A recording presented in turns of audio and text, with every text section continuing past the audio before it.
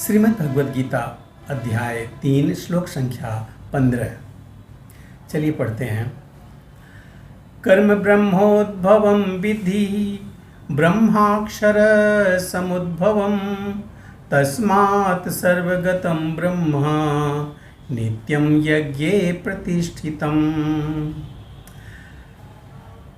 ऐसा है कि वेदों में सारे नियमित कर्मों का विधान है। जो हमें वेद प्राप्त हुए हैं उनमें सारे कर्मों का विधान है, पर ये वेद साक्षात श्री भगवान परब्रह्म से प्रकट हुए हैं।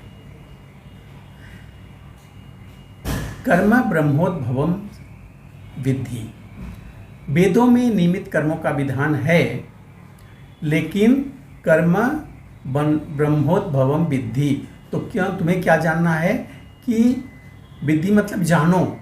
ये वेद जो हैं वो कहाँ से उत्पन्न हुए हैं? श्री भगवान से प्रकट हुए हैं। तस्मात् सर्वगतम ब्रह्म, तस्मात् सर्वगतम, अतः सर्वव्यापी ब्रह्म नित्यम यज्ञ प्रतिष्ठितम। नित्यम यज्ञ प्रतिष्ठितम क्या है? सर्वव्यापी ब्रह्म यज्ञ कर्मों में सदा स्थित रहना है।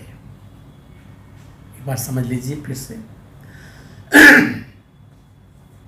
वेदों में नियमित कर्मों का विधान है। जो भी विधान है यज्ञ संबंधित या और भी सारे विधान यज्ञों में वेदों में हैं। वो चाहे यज्ञ के विषय में हो चाहे किसी और भी विषय में भी हो, तो उस कर्मों का विधान उसमें है। कहाँ है? वेदों में। और ये वेद साक्षात श्री भगवान परब्रह्म से प्रकट हुए हैं। इसलिए सर्वव्यापी ब्रह्म यज्ञ कर्मों में सदा स्थित रहता है। कहाँ स्थित रहता है? यज्ञ कर्मों में। इस श्लोक में यज्ञार्थ कर्म अर्थात कृष्ण को प्रसन्न करने के लिए कर्म की आवश्यकता को भली भांति विवेचित किया गया है। यदि हमें यज्ञ पुरुष विष्णु के परितोष के लिए कर्म करना है तो हमें ब्रह्म या दिव्य वेदों से कर्म की दिशा प्राप्त करनी होगी। अतः सारे वेद कर्मादेशों की संहिताएं हैं। वेदों के निर्देश के बिना किया गया कोई भी कर्म विकर्म या अवैध अथवा पापपूर्ण कर्म कहलाता है। अतः कर्म फल से बचने के लिए सदैव वेदों के निर्देश प्राप्त करना चाहिए। जिस प्रकार सामान्य जीवन में राज्य के निर्देश के अंतर्गत कार्य करना होता है, उसी प्रकार भगवान के परम राज्य के निर्देशन में कार्य करना चाहिए। वेदों में ऐसे निर्देश भगवान के श्वास से प्रत्यक्ष प्रकट होते हैं। सर्वशक्तिमान होने के कारण भगवान अपने श्वास के द्वारा बोल सकते हैं। अपनी प्रत्येक इंद्रिय के द्वारा अन्य समस्त इंद्रियों के कार्य संपन्न कर सकते हैं। दूसरे शब्दों में भगवान अपनी निश्वास के द्वारा बोल सकते हैं और वे अपने नेत्रों से गर्भाधान कर सकते हैं। वस्तुतः यह कहा जाता है कि उन्होंने प्रकृति पर दृष्टिपात किया और समस्त जीवों को गर्भस्थ किया।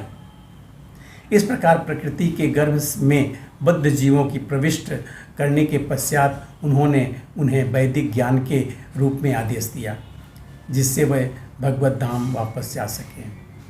हमें यह सदैव स्मरण रखना चाहिए कि प्रकृति में सारे बद्ध जीव भौतिक भोग के लिए इच्छुक रहते हैं, किंतु वैदिक आदेश इस प्रकार बनाए गए हैं कि मनुष्य अपनी विकृत इच्छाओं की पूर्ति कर सकता है और तथाकथित सुख भोग पूरा करके भगवान के पास लौट सकता है।